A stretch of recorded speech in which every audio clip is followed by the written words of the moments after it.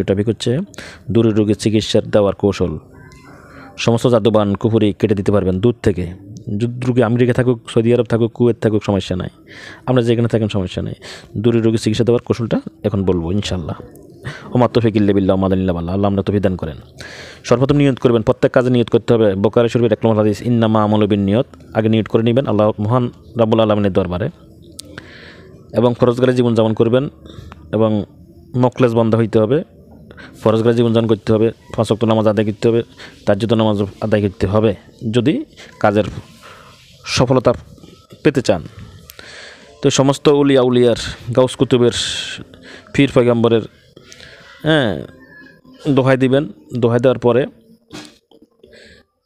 দেওয়ার পরে কারণ সূরা ইউনূসের 62, 63, 64 বলা হয়েছে আলা ইন্না আউলিয়া আল্লাহি লা খাফুন আলাইহিম ইয়াহজানুন। অর্থাৎ ওইখানে বলা হয়েছে আল্লাহর ওলিদের কোনো ভয় নাই, কোনো দুঃখিত হবে না তারা। তাই যে ওখানে বলা হয়েছে আল্লাহর ওলিদের ভয় নাই, তো আপনি ওলি মানবেন না কেন? ওলি তো মানতে হবে। ওলি মানে আল্লাহর বন্ধু। যারা আল্লাহর বন্ধু হয় এবার তার মাধ্যম দিয়া তাকে আপনার মানতে হবে। ওদের সাথে বেয়াদবি করলে বকরা শরীফের হাদিস আছে, আল্লাহ তাদের সাথে যুদ্ধের ঘোষণা করে। যারা ওলির সাথে বেয়াদবি করে তাদের সাথে আল্লাহ যুদ্ধের ঘোষণা করে। তো আপনি মানেন না কেন? আপনার না মানলে এটা আপনার কপাল পোড়া। মানলে তো মানছে নেই, মানলে সঠিক পথে আছেন, না মানলে কপাল পোড়া। যাই হোক, এই জন্যে ওদেরকে সম্মান করে ওদের দোহাই দিবেন। দোহাই দেওয়ার পরে, কারণ উসিলে লাগবে, উসিলে ছাড়া আপনার কাজ হবে না। আপনাদের দুনিয়াতে আসছে উসিলে লাগছে, মা বাবাও লাগছে। তারপরে খাস করে 4 তারিখে 4 দোহাই দিবেন। দোহাই দেওয়ার পরে আল্লাহর কাছে বলবেন, আল্লাহ বলবেন, হে আল্লাহ, আমি উমুকের পুত্র উমুকের যত রকমের জাদুবান কুফুরি, রোগ বালাই, দোষী জাদুবান কুফুরি, চালান, মাসান চালান, এই চালান সেই চালান, যত প্রকার চালান আছে সকল চালান আমি কেটে দিচ্ছি, ধ্বংস করে দিচ্ছি, আপনি কবুল করেন। এটা বলার পরে ওর এদিকে বলার পরে পাক কালাম রুসুলে নেবেন। আল্লাহ আপনার পাক কালাম রুসুল আমি সব কেটে দিচ্ছি, আপনি কবুল করেন। কবুল করার পরে আপনি কী করবেন?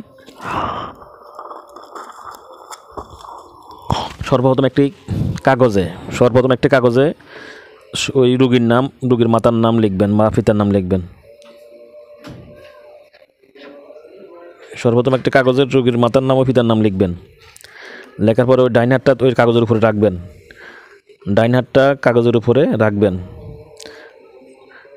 হাত মানে 5টা আঙ্গুলের কাগজে ওই নাম লিখছেন যে নামের উপরে রাখবেন। চেপে ধরে নিয়ত করার পরে চেপে ধরার পরে এবার এই আমল শুরু করবেন। তবা 3 বার পাঠ করবেন, হাতে ফুঁ দিবেন।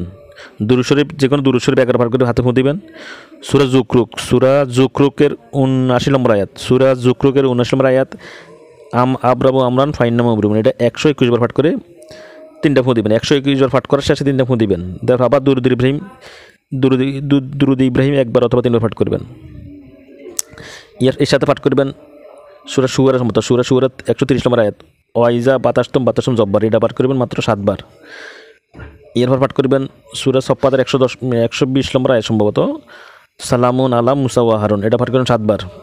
এর আবার দুরুদে যে কোনো দুরুদ বা দুরুদ ইব্রাহিম 1 বার বা 3 বার পাঠ করবেন। আমার কাজ শেষ। এরপর হাত তুলবেন।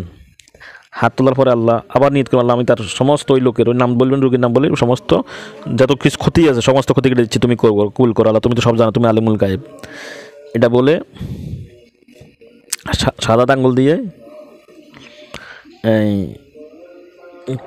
করস চিহ্ন দিবেন।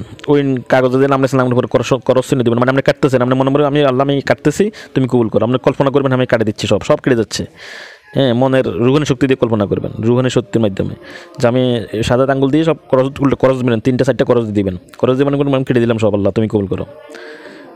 কথা বলবেন যে আমি আল্লাহর হুকুমে, আল্লাহ তাআলার কালামের উসিলায় বা আল্লাহ তাআলা কালামের শক্তি দিয়ে তার কুদরতি শক্তির মাধ্যমে অমুকের সমস্ত ক্ষতি কেটে দিলাম। এটা কইয়া আল্লাহুম্মা আমিন কইয়া এই করসটা 3, 4টা 5টা 6টা করস টানবেন। টান দিলে আমার কাজ শেষ। এভাবে 3 দিন করে দিবেন। প্রথম দিন করার পরে হেরে ফোন দিবেন যে 10 মিনিট হলে ফোন দিয়ে করবেন যে এখন কেমন লাগে, তো হে করবেন নিশ্চয় আমার কাছে আগের চাইতে ভালো লাগে। তো বলে এবার 3 দিন করে দিলে পুরো সুস্থ হয়ে যাবে ইনশাআল্লাহ, রোগী আসতে হবে না। অমা তৌফিক ইল্লা বিল্লাহ ওয়া মা তাওফিক ইল্লা বিল্লাহ।